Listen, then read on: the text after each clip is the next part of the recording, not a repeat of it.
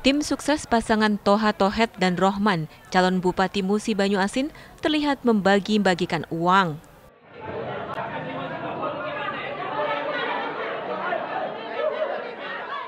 Video ini beredar luas.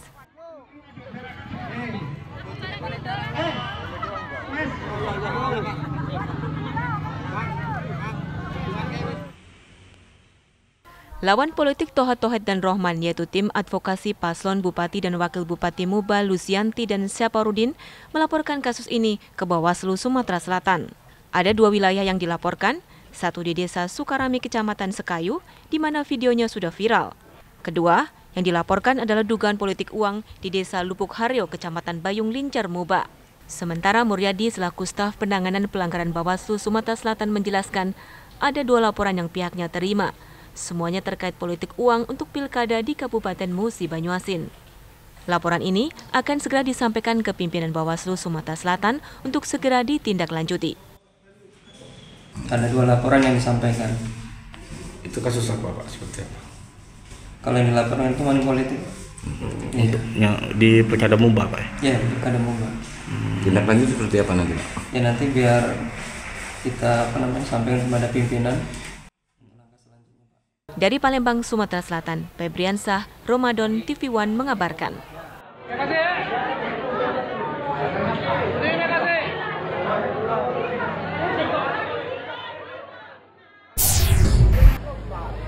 Kelas 3-nya digratiskan. Jadi ini saya umumkan, Pak. BPJS untuk kelas 3 itu 2 tahun yang lalu sudah kita canang dengan Sumsel Berkah. Suhu politik Pilkada Sumatera Selatan mulai memanas. Saling sindir terhadap program-program yang ditawarkan oleh masing-masing pasangan calon mulai terjadi. Baru-baru ini viral salah satu calon gubernur yang mengeluarkan pernyataan bahwa program berobat gratis ke masyarakat sudah jadul. Segala macam itu sudah jadul. Karena sekarang ini kita yang ingin pelayanan yang... Sindiran ini dinilai memojokkan program yang ditawarkan pasangan calon nomor urut 3 Mawardi Yahya dan Anita Nuringhati. Sebelumnya pasangan ini berjanji kembali menghidupkan program Kekolah dan berobat gratis serta bantuan desa yang sempat hilang. Mari bersama kita bermunajat kepada Allah Subhanahu wa taala untuk menggratiskan pendidikan, untuk menggratiskan pengobatan. Benar, benar zaman ada. Beliaulah sebagai pelopor berobat gratis dan pendidikan gratis. Benar. Lebih dari itu pedulinya terhadap pendidikan agama, pondok-pondok pesantren setiap tahunnya dibantu dana operasional, termasuk pedulinya terhadap pembangunan desa setiap tahunnya dibantu dana desa. Kalau bisa. Menurut pengamat politik Adi Indra Caniago, pernyataan salah satu calon gubernur yang sedang viral tersebut tidak etis secara politik. Puskesmas itu ronda kesehatan di lorong-lorong yang ada di sini. Jadi masyarakat. Jujur saya agak kaget ya ketika mendengar ada calon gubernur yang menyatakan bahwa program sekolah gratis dan berobat gratis itu adalah program jadul.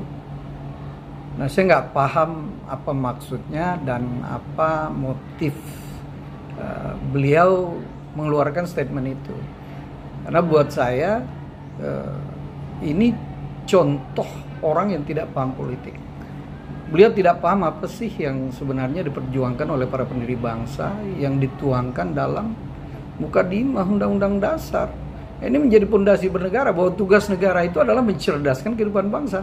Dan salah satu cara mencerdaskan kehidupan bangsa adalah membuka ruang seluas-luasnya tanpa sekat untuk siapapun mendapatkan pendidikan yang layak. Para calon gubernur dan wakil gubernur Sumatera Selatan saat ini masih terus melakukan sosialisasi terhadap program-program andalannya. Janji-janji saat kampanye itu diharapkan bisa menarik minat masyarakat untuk memberikan dukungannya saat hari pencoblosan pada November mendatang. Dari Palembang, Sumatera Selatan, Samsul Rizal, TV One mengabarkan. baik terima dengan Bapak Insinyur Haji Bawang.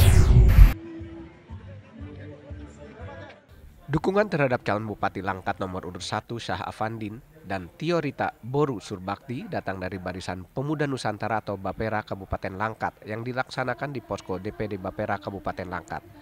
Acara yang dirangkai dengan silaturahmi akbar keluarga besar Bapera Kabupaten Langkat ini dihadiri langsung oleh Ketua DPD Bapera Kabupaten Langkat, Riki Antoni, Ketua DPD Nasdem Kabupaten Langkat, Ajay Ismail, dan calon Bupati Langkat nomor urut 1, Syah Afandin. Dalam acara ini, Bapera Kabupaten Langkat juga menyatakan dukungan penuh kepada calon Bupati dan Wakil Bupati Langkat yang memiliki jargon Satria pada Pilkada 27 November mendatang. Menanggapi dukungan ini, calon Bupati Langkat nomor urut 1 Syah Afandin mengatakan sangat bersyukur dengan adanya tambahan dukungan dari Bapera Kabupaten Langkat. Syah Afandin juga berjanji akan memenuhi semua janjinya jika terpilih menjadi Bupati Langkat periode 2025-2030 mendatang.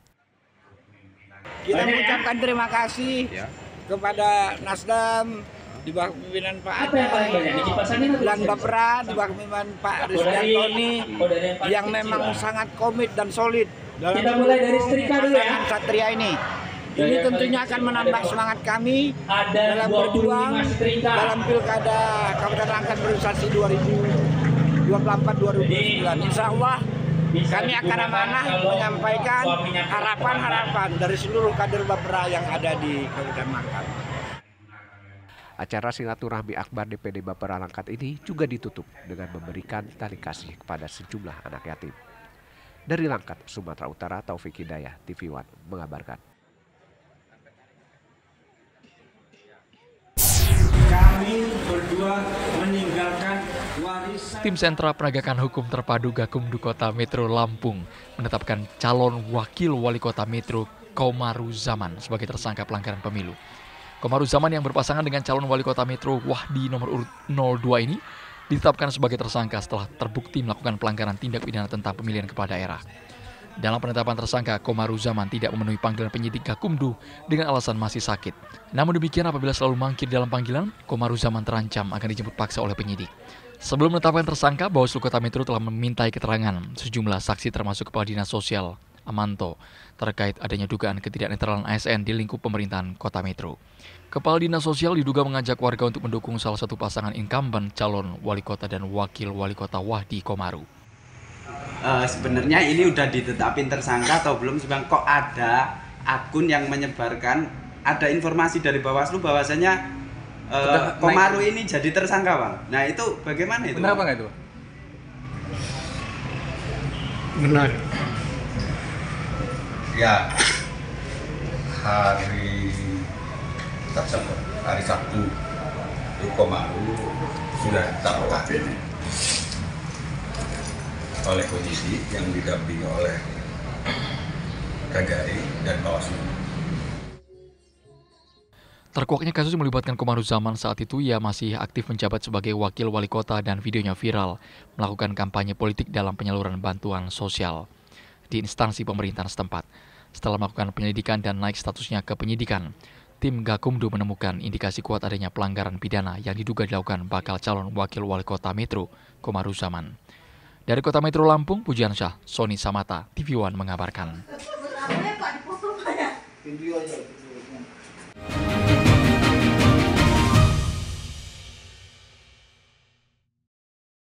Terima kasih, saya sangat mengapresiasi ini ya, catatan demokrasi. Menurut saya ini acara yang paling bagus. Karena apa? Melihat data-data di lapangan, melihat blunder-blunder di lapangan, dan sekarang ada solusinya. Pada kesempatan ini saya mengucapkan terima kasih pada catatan demokrasi.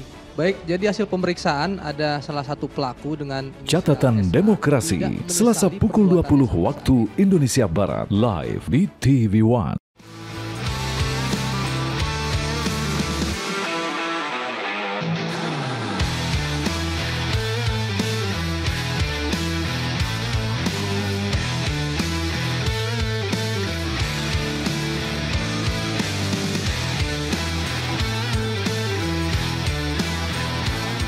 Kabar Arena Malam, Senin sampai Jumat, pukul 23.30 waktu Indonesia Barat.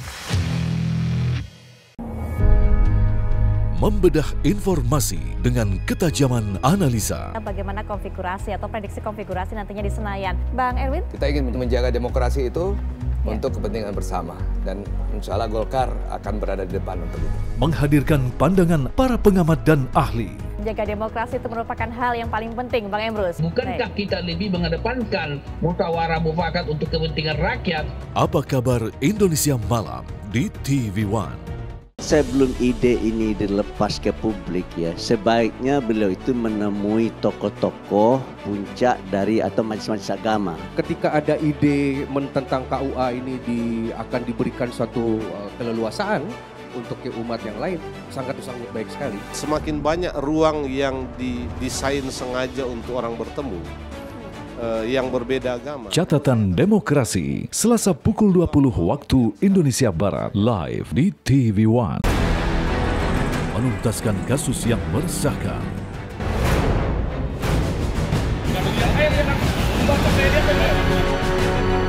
Memburu pelaku tindak kejahatan.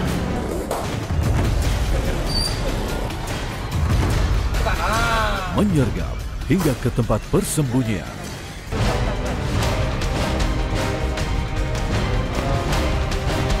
Buru sergap di TV One.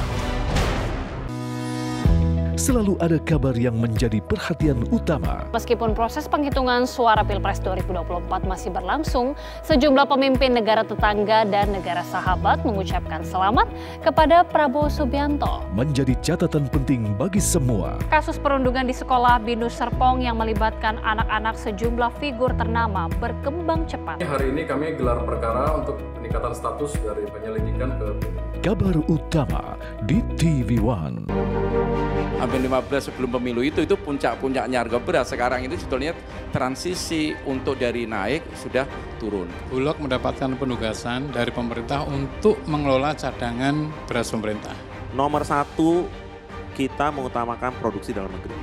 Kemarin sekitar 1 bulan lalu ya, kita berikan untuk pasar induk beras Cipinang gelontoran 50.000 ton langsung. Saksikan Indonesia Business Forum live di TV One. Terima kasih, saya sangat mengapresiasi ini ya, catatan demokrasi. Menurut saya ini acara yang paling bagus. Karena apa? Melihat data-data di lapangan, melihat blunder-blunder di lapangan, dan sekarang ada solusinya. Pada kesempatan ini saya mengucapkan terima kasih pada catatan demokrasi. Baik, jadi hasil pemeriksaan ada salah satu pelaku dengan Catatan Demokrasi, Selasa pukul 20 waktu Indonesia Barat, live di TV One.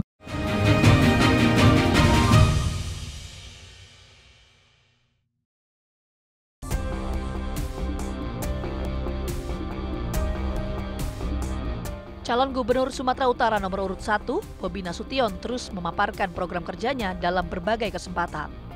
Termasuk ketika hadir di depan para pengusaha muda yang tergabung dalam Himpunan Pengusaha Muda Indonesia atau HIPMI Setapanuli bagian selatan di Padang, Sidempuan akhir September lalu.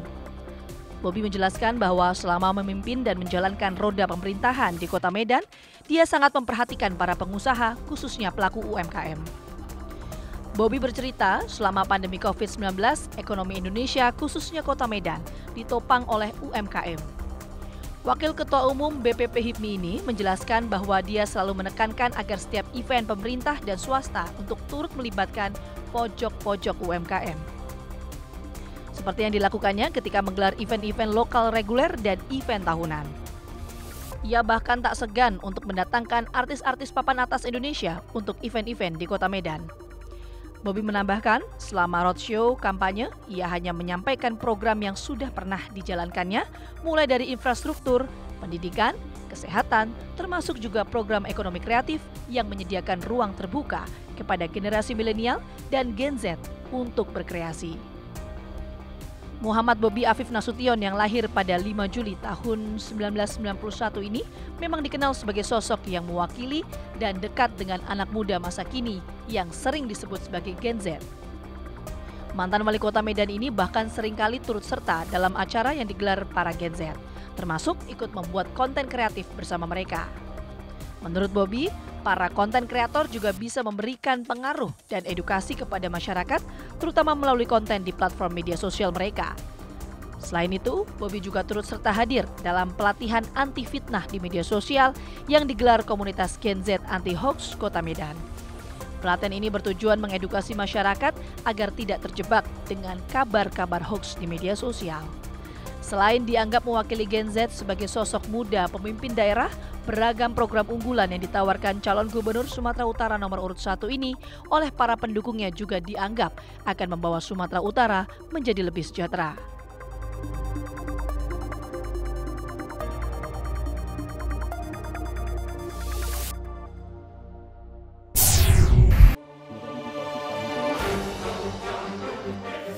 Calon Gubernur Sumatera Utara Bobi Nasution berkampanye di Kecamatan Sitelutali Urang Jehe, Kabupaten Pakpak Barat, Sumatera Utara. Bobi didampingi calon Bupati Pakpak Barat, Frans Berhad Tumanggor. Dalam sambutannya, ia menyinggung tentang dana APBD.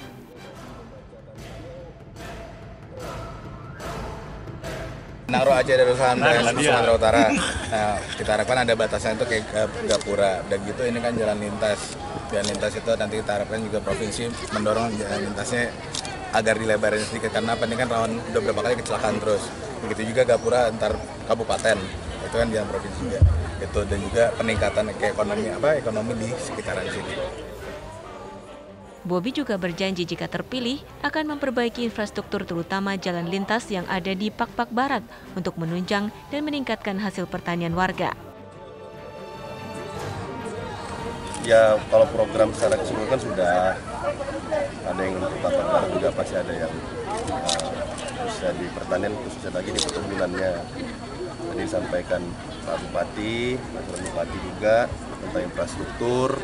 Antar kecamatan juga di sini masih ada yang menjadi persoalan. Nah, itu juga nanti bisa meningkatkan harga produksi jadinya kalau infrastrukturnya belum terlalu baik. Selain itu, warga juga mengeluhkan minimnya tenaga pendidik berkualitas dan berharap Bobi bisa mewujudkan apa yang menjadi keluhan masyarakat. Dari Pakpak Barat, Sumatera Utara, Bayu Pramana Putra, TV One mengabarkan.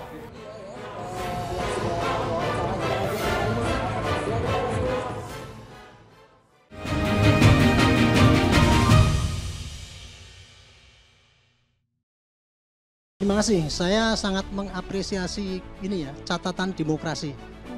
Menurut saya ini acara yang paling bagus. Karena apa? Melihat data-data di lapangan, melihat blunder-blunder di lapangan, dan sekarang ada solusinya. Pada kesempatan ini saya mengucapkan terima kasih pada catatan demokrasi. Baik, jadi hasil pemeriksaan ada salah satu pelaku dengan Catatan Demokrasi, Selasa pukul 20 waktu Indonesia Barat, live di TV One.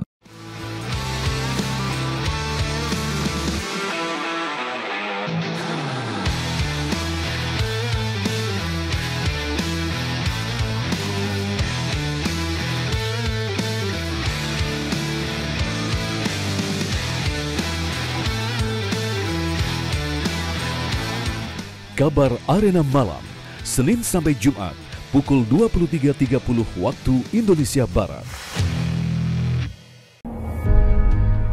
Membedah informasi dengan ketajaman analisa. Bagaimana konfigurasi atau prediksi konfigurasi nantinya di Senayan, Bang Erwin? Kita ingin menjaga demokrasi itu untuk kepentingan bersama, dan insya Allah Golkar akan berada di depan untuk itu. Menghadirkan pandangan para pengamat dan ahli. Menjaga demokrasi itu merupakan hal yang paling penting, Bang Emrus. Bukankah kita lebih mengedepankan musyawarah mufakat untuk kepentingan rakyat? Apa kabar Indonesia Malam di TV One? Sebelum ide ini dilepas ke publik ya, sebaiknya beliau itu menemui tokoh-tokoh puncak dari atau majelis-majelis agama. Ketika ada ide tentang KUA ini akan diberikan suatu keleluasaan untuk ke umat yang lain, sangat baik sekali. Semakin banyak ruang yang didesain sengaja untuk orang bertemu, yang berbeda agama. Catatan Demokrasi, Selasa pukul 20 waktu Indonesia Barat, live di TV One. Hampir 15 sebelum pemilu itu puncak-puncaknya harga beras. Sekarang ini sebetulnya transisi untuk dari naik sudah turun. Bulog mendapatkan penugasan dari pemerintah untuk mengelola cadangan beras pemerintah. Nomor 1, kita mengutamakan produksi dalam negeri. Kemarin sekitar 1 bulan lalu ya, kita berikan untuk pasar induk beras Cipinang gelontoran 50.000 ton langsung. Saksikan Indonesia Business Forum live di TV One. menuntaskan kasus yang meresahkan.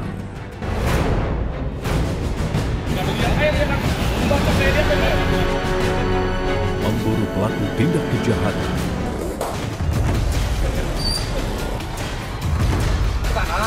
Menyergap hingga ke tempat persembunyian.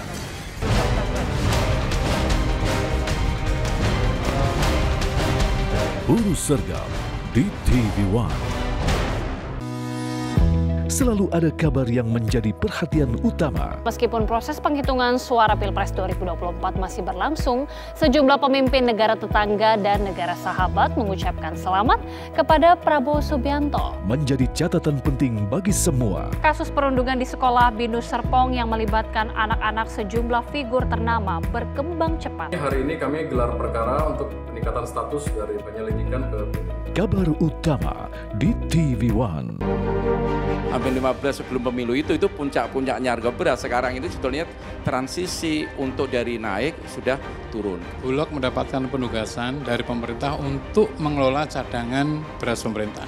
Nomor 1, kita mengutamakan produksi dalam negeri. Kemarin sekitar 1 bulan lalu ya, kita berikan untuk pasar induk beras Cipinang gelontoran 50.000 ton langsung. Saksikan Indonesia Business Forum live di TV One. Terima kasih, saya sangat mengapresiasi ini ya, catatan demokrasi. Menurut saya ini acara yang paling bagus.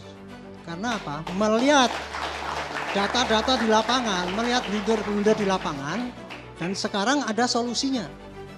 Pada kesempatan ini saya mengucapkan terima kasih pada catatan demokrasi. Baik, jadi hasil pemeriksaan ada salah satu pelaku dengan Catatan Demokrasi, Selasa pukul 20 waktu Indonesia Barat, live di TV One.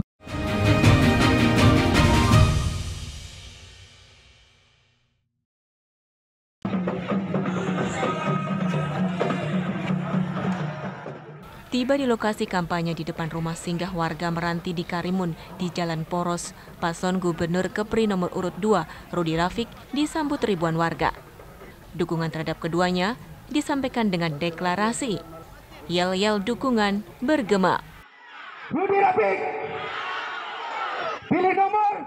Dalam kesempatan tersebut, Rudi Rafiq memaparkan program membangun Kepri, mulai dari investasi hingga kesehatan dan pendidikan. Mereka berjanji membawa kemajuan dan perubahan besar bagi masyarakat agar lebih sejahtera. Berarti masyarakat percaya kepada Rudi Rafiq untuk merubah Kepri. Maka antusias masyarakat datang begitu banyak. Contoh hari ini yang dari warga Tanjung Balai asal Meranti. Ya mudah-mudahan masih ada sebulan setengah. Kalau satu hari naik 1%, berapa persen akan naik lagi? Berarti akan naik lebih kurang sampai 40%. Amin. Kalau sekarang 38 berarti akan dapat 80%. Sementara tidak hanya berkampanye di Karimun Besar, kedua paslon juga berkampanye di Pulau Buru dan Bukit Tembak. Dari Karimun Kepulauan Riau, Jupri, TV One mengabarkan. Kita bikin kota ini indah, supaya nanti jualan Bapak Ibu semua akan laku. Bapak Ibu kerja Ratusan warga kelurahan Mencirim, Kecamatan Binjai, Timur Kota Binjai, Sumatera Utara mendatangi kampanye calon wali kota dan wakil wali kota Binjai nomor urut 2, Zainuddin Purba Hendro Susanto. Zainuddin Purba mengatakan selain program utama pemberantasan narkoba pada 100 hari pertama menjabat, calon wali kota Binjai yang didukung Partai Golkar dan PKS ini juga berjanji akan memperbaiki infrastruktur jalan di kota Binjai yang selama ini rusak parah. Bukan hanya itu, ia juga berjanji di tahun kedua akan membuka lapangan pekerjaan bagi anak muda kota Binjai dan memprioritaskan kepada anak yang menjadi penyokong ekonomi keluarga. Jadi pemimpin itu harus punya hati. Kalau pintar banyak, hebat banyak, pandai berbicara banyak, tapi sedikit yang punya hati. Maka momentum ini, Bu, jangan disia-siakan. Yang ketiga, mama-mama menginginkan lapangan kerja baru. Setuju? Tahun kedua kami akan siapkan 1.000 lapangan kerja baru. Yang tanpa tes, ini dengar ya, tanpa tes masuk kerja, itu dia masuk kerja sebagai penyangga sebuah rumah tangga agar jangan roboh. Umpamanya ada mamaknya janda tukang cuci, ada anaknya 2, 1 mau tamat SMA, 1 masih sekolah. Yang tamat SMA ini wajib masuk untuk menjadi tiang di rumah tangga itu biar jangan roboh. Zainuddin Purba berharap agar warga memilihnya pada 27 November mendatang, agar semua program yang sudah dijanjikan bisa segera dilaksanakan. Dari Binjai, Sumatera Utara, Taufik Hidayat, TV One mengabarkan.